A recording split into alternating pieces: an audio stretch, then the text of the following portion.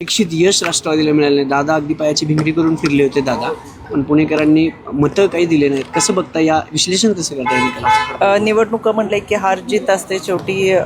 जसं खेळामध्ये जिंकणारा हारणारा असतो, तशाच या निवडणुकीकडे आम्ही पाहतोय. याच्यामध्ये निश्चितपणाने आम्ही आत्मचिंतन करू आणि जो पुणेकरांनी, पिंपरी चिंचवडकरांनी आम्हाला कौल दिला आहे तो आम्ही खुल्या मनाने स्वीकारलेला आहे.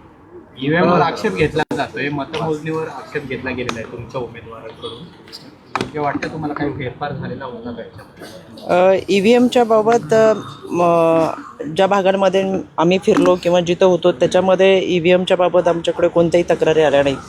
पण जसं यापूर्वी मी सांगितलं होतं, काही ठिकाणी शाई पुसणं, बोटाची शाई पुसून परत मतदान करणं, असे प्रकार मात्र काही ठिकाणी घडलेले. तुमच्याच पक्षातले उमेदवार जे की 2-2 ठिकाणाहून लढले, त्यांचं असं म्हटलं की ईव्हीएम मशीनमध्ये बदल करण्यात आला होता म्हणून आमचा पराभव झाला आहे. जनतेतून आमचा पराभव झाला नाही, ईव्हीएम मशीनमुळे पराभव शेवटी झाला. आपण सगळेजण न्यायदेवतेवरती विश्वास ठेवणारी लोक आहेत, संविधान मानणारी लोक आहेत.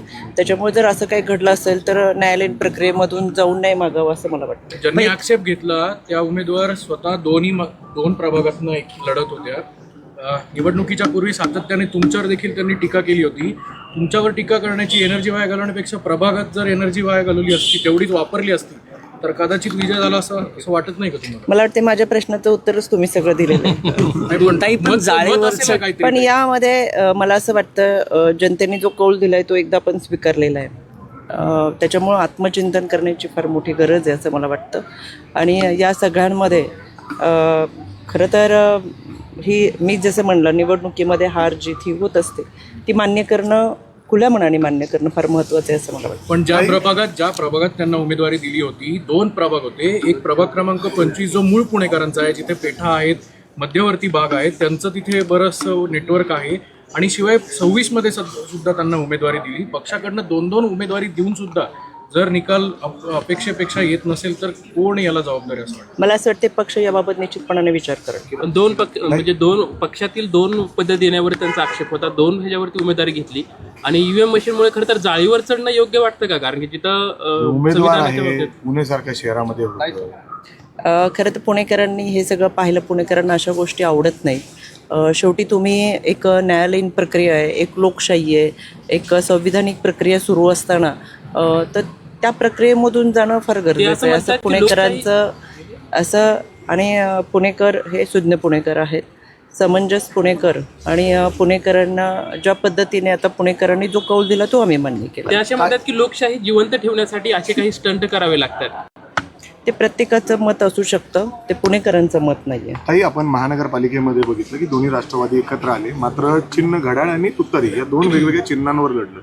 जिल्हा परिषद म्हणजे मोठा फटका तिथं बघितला आपण बसताना. तर जिल्हा परिषद मध्ये कशा पद्धतीने दोन्ही पक्ष एकच चिन्हावर लढावेत अशी चर्चा पक्षामध्ये सुरू आहे. घड्याळ या चिन्हावर दोन्ही राष्ट्रवादी म्हणजे साहेबांच्या आणि दादांच्या उमेदवारांनी एकत्र लढावं अशी चर्चा आहे. अशी काही म्हणजे होईल असं वाटतं तुम्हाला? मी आपल्याच माध्यमांमधून ही सगळी चर्चा पाहिलेली आहे. यामध्ये ज्यावेळेस बारामतीमध्ये सगळेजण एकत्र आले, त्यानंतर बाहेर येऊन प्रदेशाध्यक्ष शशिकांत शिंदे यांनी याबाबत वक्तव्य केलेलं आहे.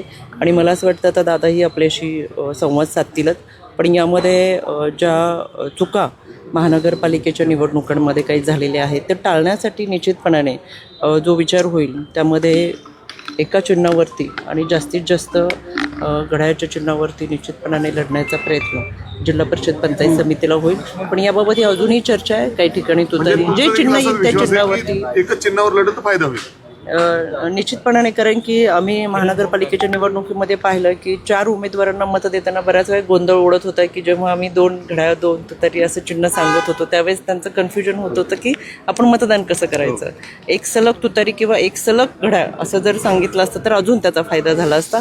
त्याच्यामुळे मतदान करताना नागरिकांचा गोंधळ होत होता, हेही आम्हाला प्रकर्षाने जाणवलं. त्याच्यामुळे काही प्रभागामध्ये आम्ही 4ही ठिकाणी आमचे उमेदवार हे 4ही तुतारीच्या चिन्हावर होते. काही ठिकाणी चारही घड्याळाच्या चिन्हावर होते तिथं पाहिलं तर आपण बारकाईने लक्षात येतं की तिथं आम्हाला फायदा झालेला दिसतो. त्याच्यामुळे 2 घड्याळ आणि 2 तुतारी असं सांगताना जो गोंधळ उडत होता आणि ते मतदान कसं करायचं हे नागरिकांचं सुद्धा कन्फ्युजन फार मोठ्या प्रमाणात होतं. तर हे टाळण्यासाठी जर घेतले तरी सलग घड्याळ आणि सलग तुतारी असं चिन्ह घेऊन लढले तर निश्चितपणे त्याचा फायदा होईल असं मला वाटतं. पुणे महापालिका निवडणुकीत आपण जर पाहिलं तर अजित पवारांचे अनेक रोड शो झाले. दोन्ही राष्ट्रवादी एकत्र असताना तुतारीकडनं जे शरद पवारांच्या राष्ट्रवादीचे अनेक पदाधिकारी किंवा नेते मंडळी आहेत त्यांनी मात्र अजित पवारांना साथ दिली नाही असं वाटतं का तुम्हाला? कारण की अनेक रोड शोमध्ये अजितदादा हे स्वतः एकटेच फिरताना दिसले. संपूर्ण शहरभर त्यांचे रोड शो झाले पण अजित पवारांना एकटं पाडण्यात आलं. असं काही वाटत नाही, कारण की महानगरपालिकेच्या निवडणुका आदरणीय दादांच्या नेतृत्वाखाली लढल्या गेल्या. स्थानिक पातळीवरती तिथं तुतारीचे उमेदवार होते, तिथं तुतारीचे पदाधिकारी काम करत होते. यामध्ये महानगरपालिका आणि पिंपरी चिंचवडमध्ये निवडणुकीची संपूर्ण धुरा दादांनी सांभाळत असताना स्थानिक पातळीवरती ते पदाधिकारी काम करताना मात्र पाहायला मिळत होते. काही पिंपरी चिंचवडमध्ये क्रॉस वोटिंगचं म्हणजे हे सगळं प्रकरण समोर आलेलं आहे. उज्ज्वला गौड आहेत, अक्षरशः व्हिडिओ आहे त्यांचा आणि ते सगळे प्रचारादरम्यान सांगताना दिसतात की 3 कमळ द्या आणि 1 घड्याळ द्या, अशा पद्धतीचा व्हिडिओ ABP माझ्याकडे आहे आता. आणि अशा पद्धतीने क्रॉस वोटिंग तुमचेच उमेदवार म्हणजे प्रचारात करताना दिसत आहेत. त्यांच्यावर काय म्हणजे काय कारवाई करावी? दादा निश्चितपणाने याची दखल घेतील.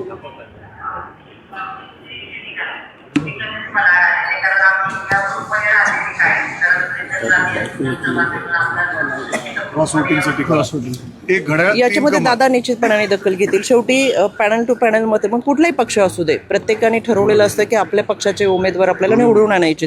त्याच्यामुळे क्रॉस वोटिंग जर होत असेल तर हे चुकीचं होतं, कारण की शेवटी तुम्ही पक्षाची बांधील नाही त्याचा असा अर्थ होतो. त्याच्यामुळे निश्चितपणाने दादा या गोष्टीची दखल घेतील. आजच्या बैठकीत काय काय डिस्कशन झालं? आता जिल्हा परिषद पंचायत समितीच्या संदर्भातल्या चर्चा सुरू आहेत आणि यामध्ये स्थानिक पातळीवरती प्रत्येक तालुकानिहाय तालुक्याचे जे नेते आहेत त्यांच्याशी चर्चा करून उमेदवार ठरवले जातात आहेत. त्याच्यामुळं ज्या पद्धतीने आपण म्हणताय जास्तीत जास्त उमेदवार निवडून येण्यासाठी स्थानिक पातळीवरची चर्चा आणि निवडून येण्याचे निकष याच्यावरती चर्चा करू. थँक्यू. धन्यवाद.